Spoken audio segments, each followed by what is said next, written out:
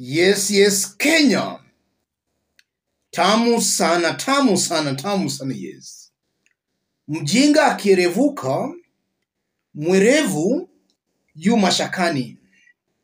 In the recent days, William Ruto and his team have been saying the cost of living has been going up because of Raila and because of Uhuru Kenyatta. Because Raila has monopoly in the gas sector. Uhuru has monopoly in the milk sector.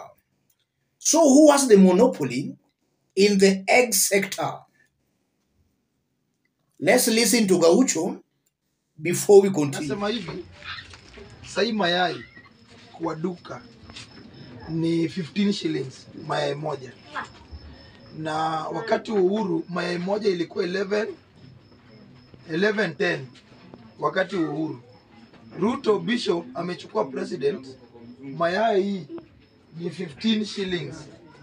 Na nimeona Ruto akisema ya kwamba Uhuru ndiye ameharibu nchi juu ya maziwa na gas. Hasa mimi nauliza, mtu anauza hii mayai ni Ruto, ndiye ana supply, main supply ya mayai Kenya ni mtu anaitwa William Dr. Bishop Cardinal William Ruto, na ndiyo mayai yake sasa watu wa Asla wanashindwa kukula. Ruto, ukitaka kutuongelee mambo ya gas ambao unasema gas lazima irudi chini na maziwa, make sure ya kwamba Asla akikuwa na shilingi 20 na sakula mayai 4, anatafuta tu mboga kidogo ya kienyeji aongeze na mayai. Na kama wewe pia ambayo tunauza ni 15 moja, wacha kudanganya watu bwana, wacha kusumbuana na Uhuru na wacha kusumbua vitu zingine. Kwanza rudisha bei mayai kwa sababu wewe ndio main supplier ya mayai. Wacha kudanganya watu na hustle mahustlers. Unaumiza, unawaambia jamii wa Central. Ruto aache kudanganya watu, kupiga eti maziwa ndio yameharibu economy ya Kenya. Eti Uhuru ndio yameharibu economy ya Kenya. Hii mayai nani ana supply? Ni Uhuru ama ni Ruto? Wacheni ujinga. Ruto anagawa mayai na yeye ana supply, na kuja kusema eti gas. Kitu ya kwanza, gas ina depend na bei ya mafuta. Rudisha bei ya mafuta chini, then gas itarudi chini. Usidanganye wa Kenya, watu wako na njaa, watu wako na nini, wameshindwa kulipa school fee, watoto wako kwa kijiji wameshindwa kwenda mahali, alafu unasema eti yote ni Uhuru na maziwa na gas ndio imeleta. Rudisha bei ya maziwa, bei ya mayai chini. Wacha ujinga, na watu si wajinga. Kenya wajinga waliisha bwana. Kama unataka wajinga, enda huko Baringo ndani ndio utapata wajinga. Wacheni bwana. Asante. Yes. Brains encounter brains.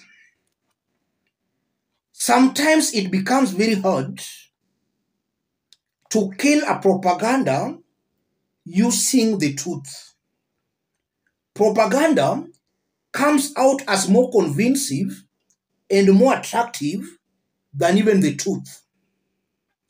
In the recent days, William Ruto and his team have heightened their propaganda on Raila and on Uhuru Kenyatta. Listening to Rigathi Gachagua and their allies, they have been saying that the cost of living is because Raila Odinga has a monopoly in the gas sector.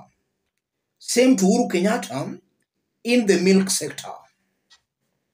All those are just lies and propaganda. Raila Odinga does not deal in gas. Spectre International is only manufacturing containers, not gas. It does not deal in gas. William Ruto and his team have been lying to Kenyans that Raila Odinga has dominated the gas sector. That's a big lie. And I won't be wrong that some of his supporters were actually believing him. Raila does not deal in gas. If you look at William Ruto, Ruto is now the head. He calls himself the president. They are now in charge of government. They can regulate all these and the prices will automatically come down. Instead of doing that, they are busy in political rallies lamenting on how Raila and Uhuru Kenyatta have monopolized some sectors. That only proves one thing: William Ruto and his team are not ready to put in place measures that will make sure the cost of living comes down. It might be possible they themselves are benefiting from the high cost of living. And I'm saying that because immediately William Ruto came to power, he started by removing subsidies that were cushioning Kenyans against the high cost of living. He removed subsidies on fuel, subsidies on unga. He did away with kazi mtaani and actually has increased the size of his government.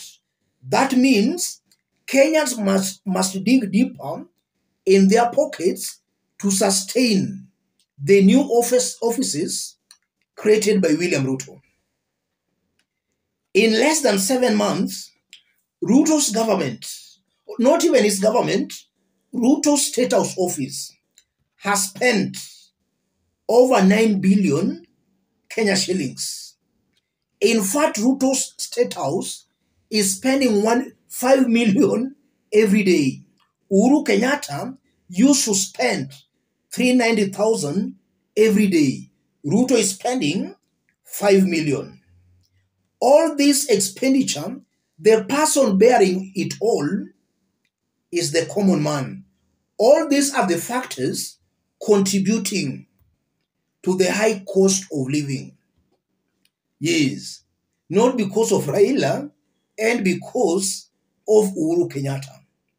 Ruto is now he is in charge of the government. He should not be passing blame, but he should be rather looking for solutions. You don't find solutions by going to political rallies and passing blame to other people. It's clear here, William Ruto has no clue on how to address the pressing issues Kenyans are going through. From those remarks by Gaucho, I think that's the best way to respond to William Ruto and his team. Because if you start responding to their propaganda using truths, the propaganda becomes more attractive, and even your truth that you're trying to say might not be appealing. Kenyans will just believe the lie and the propaganda. William Ruto is on record saying in a day he sells millions of eggs. And during the August elections, as Kenyans were heading towards the elections, they used to do for us some calculations on how William Ruto is making millions in a day selling eggs. William Ruto himself is on record admitting that. So Ruto is the biggest eggs player in Kenya. Ruto is actually a monopoly in the egg sector.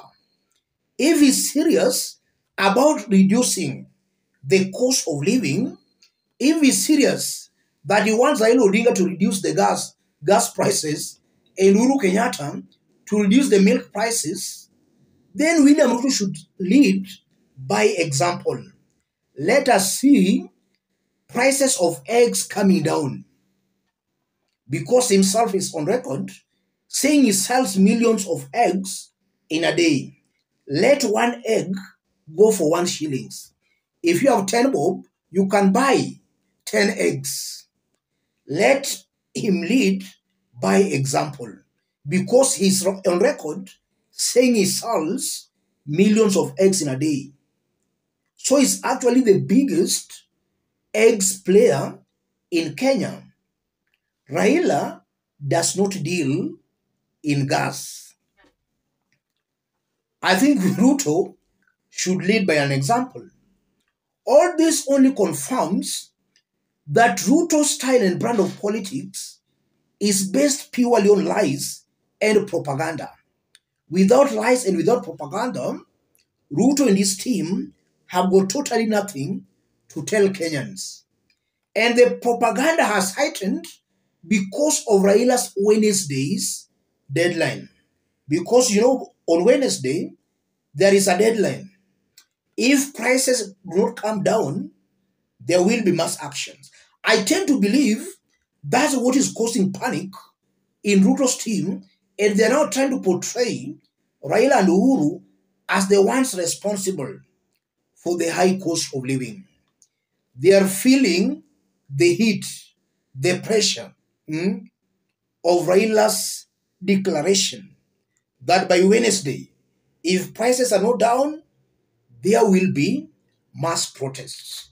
Ruto, to me, is coming out as a coward. Let me stop it there, ladies and gentlemen.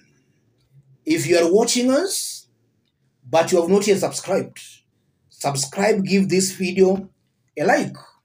If you want to support our forum, I've pinned my number on the comment section. Contact me through the number or feel free to channel your support to the number. Yes, the prices of eggs must come down. Let's meet in our next analysis.